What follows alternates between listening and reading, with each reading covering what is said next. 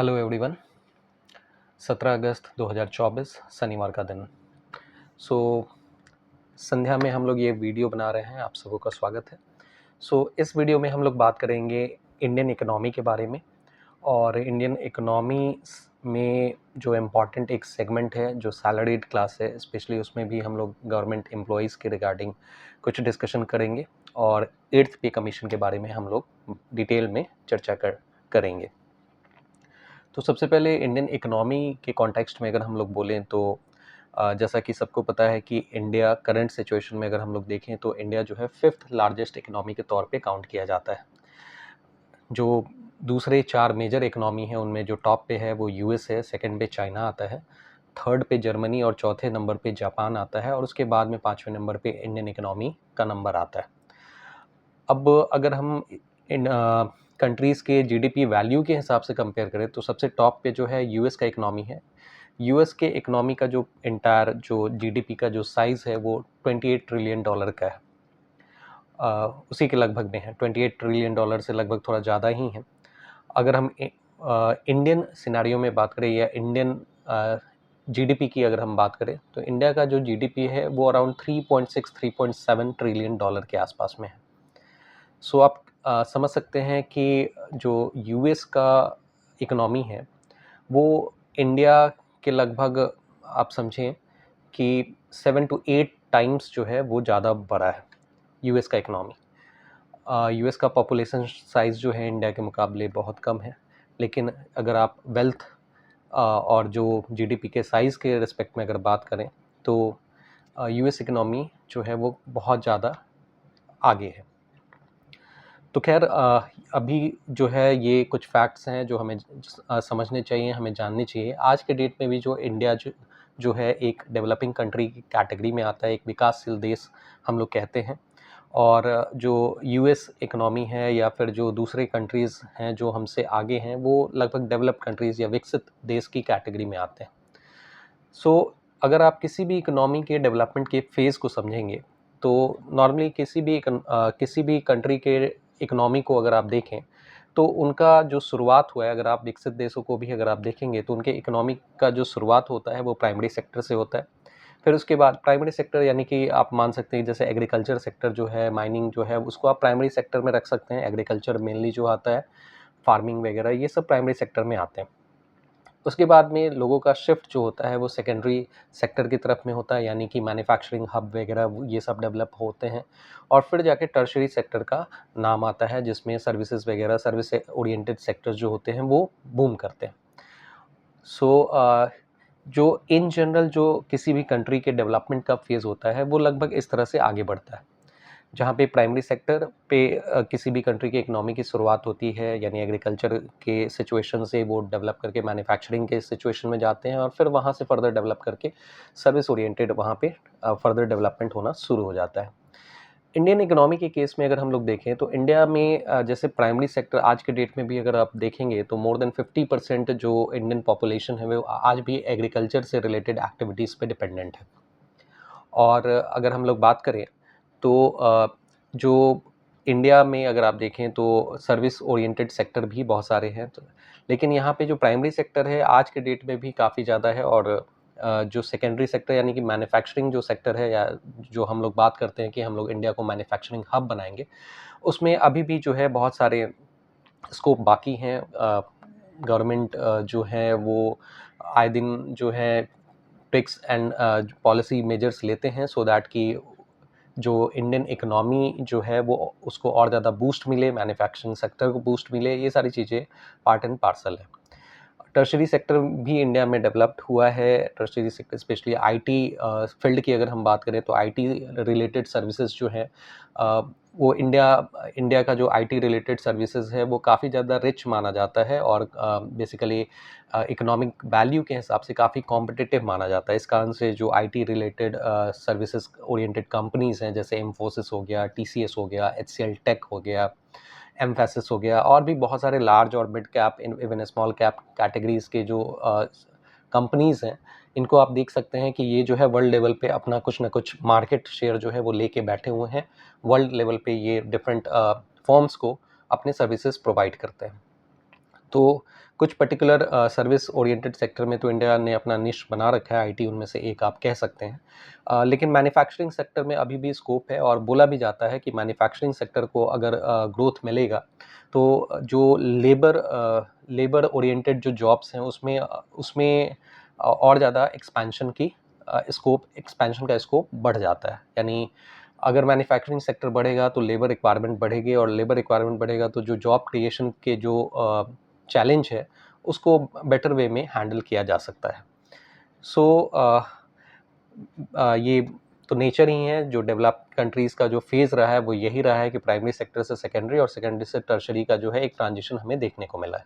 Indian economy में भी जो प्राइमरी सेक्टर है ये बाउंड टू है कि इसका जो साइज़ है वो थोड़ा कॉन्ट्रैक्ट होगा, सेकेंडरी और टर्शरी का जो है साइज़ जो है इन सेक्टर्स का बढ़ेगा। विद टाइम ये चीज़ें हो ही रही हैं, आगे ये और तेज़ी से होने की उम्मीद रहेगी।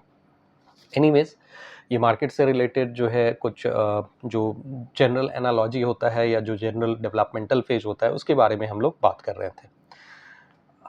अब यहाँ पे इंडियन सिनारियो में जो सबसे बड़ा चैलेंज जो हमें देखने को मिल रहा है वो है जो रिसोर्सेज का जो डिस्पैरिटी है, अवेलेबल रिसोर्सेज का जो डिस्पैरिटी हमें देखने को मिल रहा है वो सबसे बड़ा चैलेंज के तौर पे हमें देखने को मिल रहा है।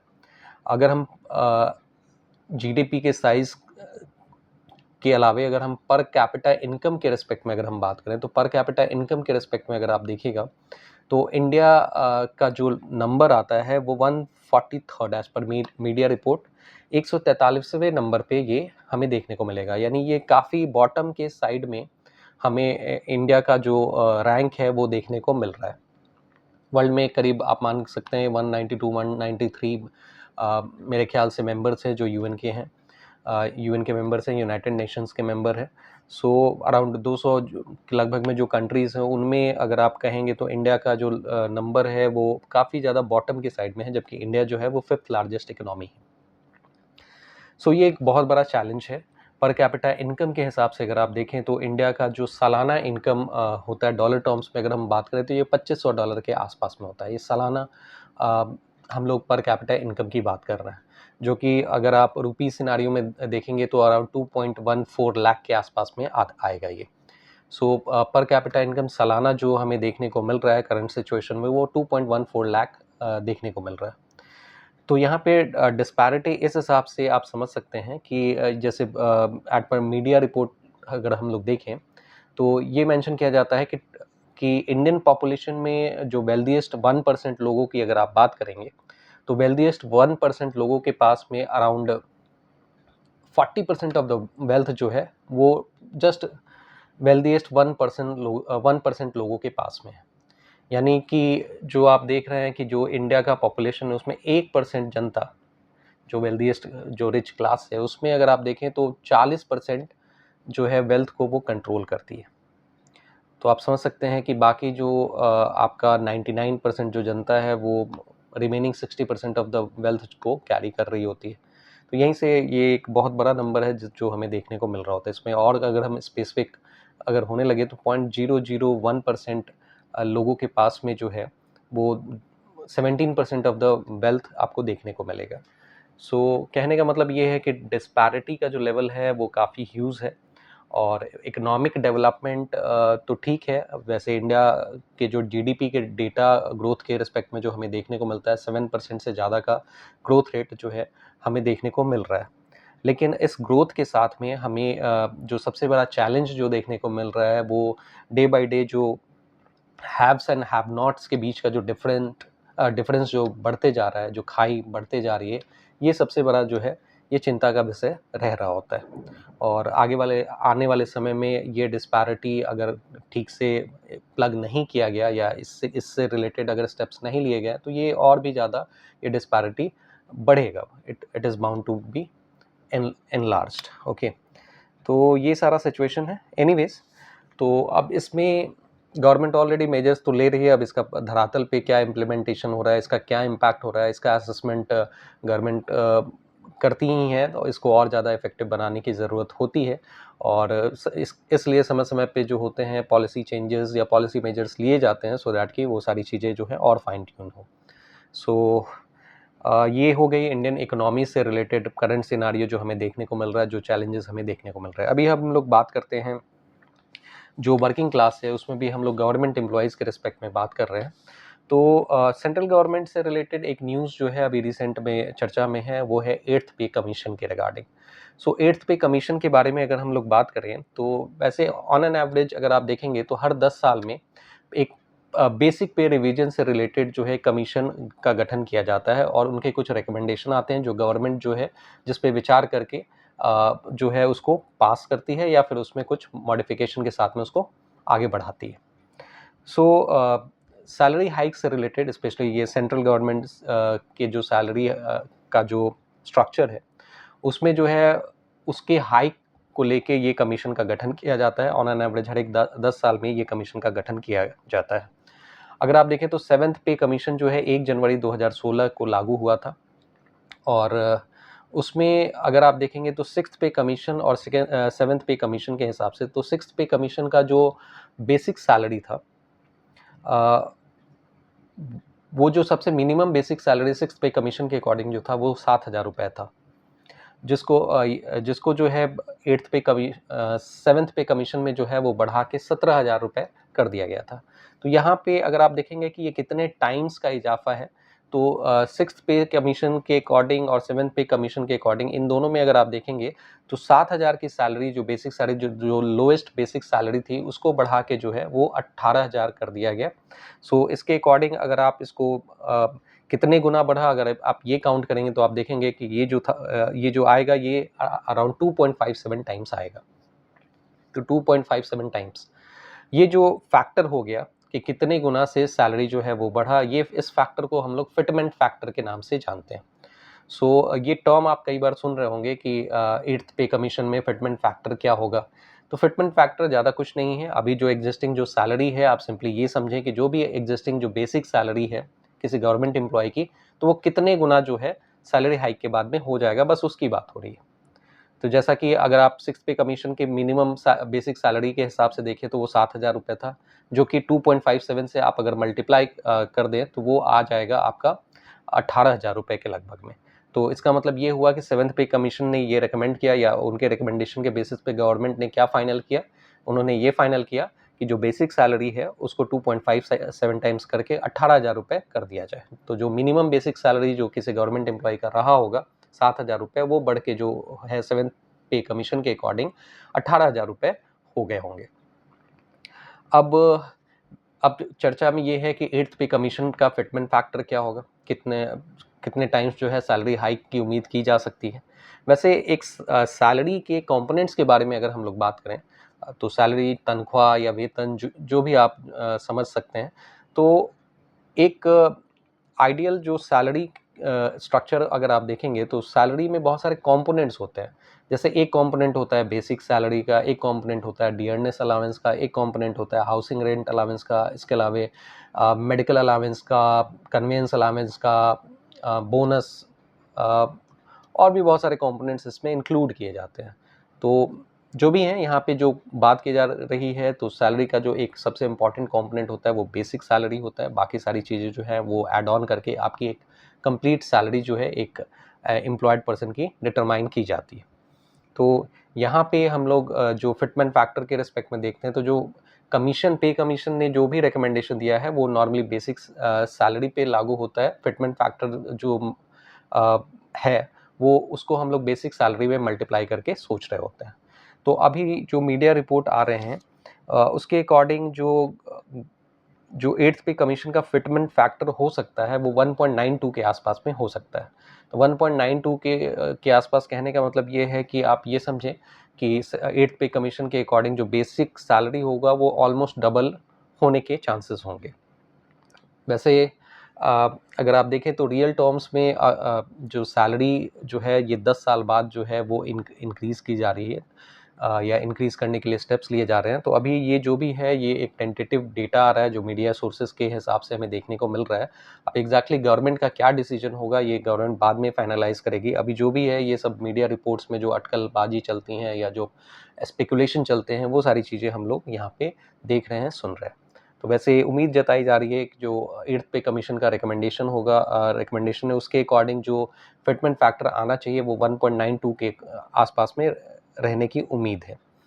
तो उसके अकॉर्डिंग अगर आप देखेंगे तो जो मिनिमम सैलरी अगर आप देखें तो जो 18,000 था, 18,000 को अगर आप 1.7 पे कमीशन के अकॉर्डिंग अगर आप मिनिमम बेसिक सैलरी अगर आप देखेंगे किसी भी गवर्नमेंट एम्प्लॉय का, तो वो 18,000 रुपये है आज के डेट में 7th पे कमीशन के अकॉर्डिंग। अब ये इसको अगर आप 1.92 से मल्टीप्लाई कर देंगे तो ये लगभग 34,500 के आसपास में आएगा।